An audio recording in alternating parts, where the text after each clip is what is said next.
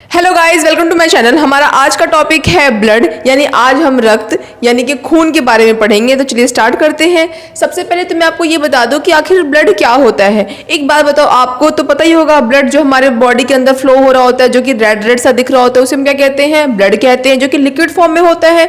और जो हमारा ब्लड होता है वो हमको कैसा दिखता है? रेड दिखता है। क्यों? क्योंकि ब्लड के अंदर एक रेड कलर का पिगमेंट, जिसे कहते हैं हम हीमोग्लोबिन, वो प्रेजेंट होता है, जिसके कारण से हमें हमारा ब्लड कैसे दिखाई देता है? Red red. अच्छा, एक बात और बताओ कि जो हमारा ब्लड है ये जरूरी क्यों है? अगर ब्लड को मैं निकाल दूं तो हमारे बॉडी का कौन सा काम नहीं हो पाएगा? एक बात बताओ, हम ऑक्सीजन इनहेल करते हैं, कार्बन डाइऑक्साइड को एक्सहेल करते हैं, खाना खाते हैं, तो जो न्यूट्रिएंट्स है वो पूरी बॉडी में उसको पहुंचना होता है, जो वेस्ट होता है उसको बॉडी से निकलना होता है, जो हार्मोन्स होते हैं, मतलब XYZ हमारी बॉडी में जो भी कुछ ट्रांसपोर्ट हो रहा होता है ना, वो सब किसके हेल्प से हो रहा होता है? ब्लड की हेल्प से। तो हमारी बॉडी में जो ब्लड है वो एक फ्लूइड है। हमारी बॉडी में एक और फ्लूइड होता है जिसे हम कहते हैं लिम्फ, बट उसके बारे में हम किसी और वीडियो में डिस्कस करेंगे। आज की इस वीडियो में हम सिर्फ किसके बारे में पढ़ेंगे? ब्लड के बारे में पढ़ेंगे। ठीक है, तो इधर देखो, अब जो हमारा ब्लड है ना, उसके कुछ कंपोनेंट्स हैं, यानी कि जो आपको ब्लड दिख रहा होता है, जो कि रेड रेड सा दिख रहा होता है, वो उसमें कई सारे कंपोनेंट्स होते हैं जिनको मिलाकर क्या बनता है? ब्लड बनता है। तो मेनली उसके 4 कंपोनेंट्स होते हैं। देखो, पहला components plasma, second one is RBC, third one is WBC यानी कि वाइट ब्लड सेल्स, और फोर्थ वन इज प्लेटलेट्स। ठीक है, तो सबसे पहले हम पढ़ेंगे प्लाज्मा के बारे में। प्लाज्मा क्या होता है? देखो, जो हमारा ब्लड होता है ना, उसका 55% हिस्सा क्या होता है? प्लाज्मा होता है, जो कि एक लाइट पेल येलोइश कलर का एक लिक्विड होता है। एक बात और ध्यान रखना कि जो ब्लड होता है उसका सिर्फ प्लाज्मा ही लिक्विड पार्ट होता है, अदरवाइज जो बाकी के 3 कंपोनेंट्स हैं ना, वो सॉलिड पार्टिकल्स होते हैं, सॉलिड पार्ट्स होते हैं। बट मेन जो फ्लूइड होता है वो कौन सा होता है? सिर्फ और सिर्फ प्लाज्मा, जो कि 55% ऑफ द ब्लड होता है, और उसमें भी 90 to 92% वाटर होता है। देखो, समझो, ब्लड का 55% प्लाज्मा, और जो प्लाज्मा है ना उसका 90 to 92% क्या होता है? वाटर होता है। बाकी के जो 8 to 10% होते हैं उसमें प्रोटीन्स वगैरह कुछ होते हैं, कुछ डाइजेस्टिव फूड्स वगैरह, कुछ वेस्टेज वगैरह, ये सब चीज़ें होती हैं। ठीक है, तो अब देखो, ब्लड क्या है? Blood is a connective tissue. ये याद रखना, blood is a connective tissue. ठीक है, जो मेन कॉम्पोनेंट्स है वो ब्लड की, वो कौन सा है? प्लाज्मा। लिखा हुआ है 55% ऑफ ब्लड। जो प्लाज्मा होता है वो क्या होता है? 55% ऑफ द ब्लड होता है। प्लाज्मा लिक्विड होता है। The 3 components of blood RBCs, WBCs and the platelets keep floating in it. कह रहा है जो 3 कंपोनेंट्स ब्लड के हैं, RBCs, WBCs और क्या कहते हैं हमारा जो प्लेटलेट्स, वो प्लाज्मा के अंदर फ्लोट हो रहा होता है, यानी कि प्लाज्मा मैट्रिक्स का काम करता है। ठीक है, अब देखो, मैट्रिक्स का काम भी करता है, मैट्रिक्स ही है। ठीक है, अब देखो, कह रहा है कि 98% to 92% of plasma is water. 90 से 92% क्या होता है? वाटर होता है। और आगे कह रहा है 8 to 10% dissolve substance such as protein होता है उसके अंदर, डाइजेस्टेड फूड होता है, कॉमन सॉल्ट्स, वेस्ट प्रोडक्ट, ये सब उसके अंदर पाते हैं। यहाँ पे आप एटसेट्रा भी लिख सकते हो। ठीक है, फिर it is pail yellowish in colour. ठीक है, वो पेल यानी कि हल्का सा येलोइश कलर का एक लिक्विड होता है, जिसे हम कहते हैं क्या? प्लाज्मा। आपको सिर्फ प्लाज्मा के बारे में इतना ही पढ़ना है। ठीक है, हाँ, एक बात और, जब भी हम कहते हैं कि कोई जो सब्सटेंस है वो ब्लड में डिजोल्व होकर जा रहा होता है, ट्रांसपोर्ट हो रहा होता है, तो वो ब्लड में डिजोल्व हो रहा है, इसका मतलब वो प्लाज्मा में डिजोल्व होकर जा रहा होता है, क्योंकि plasma is the liquid part of the blood. ठीक है, अब देखो, सेकेंड वन क्या है हमारा? RBCs यानी कि रेड ब्लड सेल्स। अब देखो, it is red in colour due to the presence of red pigment called haemoglobin. किसे नहीं पता है कि जो हमारा रेड ब्लड सेल्स होता है, यानी कि जो हमारा ब्लड होता है वो बेसिकली रेड दिख रहा होता है, क्योंकि उसमें रेड कलर का एक पिगमेंट प्रेजेंट होता है, जिसे हम क्या कहते हैं? हीमोग्लोबिन कहते हैं। RBCs are the carrier for oxygen. अच्छा, हाँ, ये लर्न करना, अभी लर्न कर लो कि जो RBCs होती है ना, वो किसके लिए रिस्पॉन्सिबल होती हैं? ऑक्सीजन को कैरी करने के लिए। 1 मॉलिक्यूल जो RBCs की होती है ना, वो एटलीस्ट या फिर हम कह सकते हैं कि 4 मॉलिक्यूल्स ऑफ ऑक्सीजन को कंबाइंड करके कैरी करती हैं। 1 RBC का जो मॉलिक्यूल होता है वो 4 ऑक्सीजन के मॉलिक्यूल को कंबाइंड करके ट्रैवल करता है, ट्रांसपोर्ट करता है। कह रहे RBCs don't have nucleus, very important point, आप इस पे स्टार मार्क बना लो कि जो आरबीसीज होती है उनके पास न्यूक्लियस नहीं होता है। न्यूक्लियस नहीं है तो यानी कि वो डिवाइड अपने आप को नहीं कर पाएंगे। ठीक है, अब देखो लिखा हुआ लाइफ स्पैन कितना होता है 120 डेज, यानी कि अबाउट 4 महीने जो आरबीसीज हैं वो 4 महीने तक जिंदा रहते हैं, उसके बाद उनका अंत हो ही जाना है। इस दुनिया में जो आता है सब चले जाते हैं, तो आरबीसीज भी आई हैं तो वो भी क्या हो जाएंगी, चली जाएंगी। बट बेचारी सिर्फ कितने दिन रह पाती हैं, only 120 days.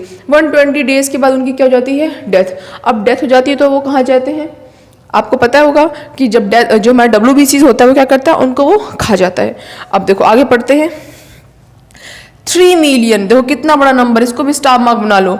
3 million RBCs die every day. सोचो 3 मिलियन आरबीसीज हमारे बॉडी के अंदर डेली बेचारे मर जाते हैं, लेकिन बट 4 टाइम्स ऑफ दैट, यानी कि 3 मिलियन का 4 गुना हमारे बॉडी में डेली रेड ब्लड सेल्स बनते रहते हैं। जो लिखा हुआ है but 4 times of that number are made in the bone marrow every day. हाँ, एक बात और, आरबीसीज बनती कहाँ है, हमारे बोन मैरो में।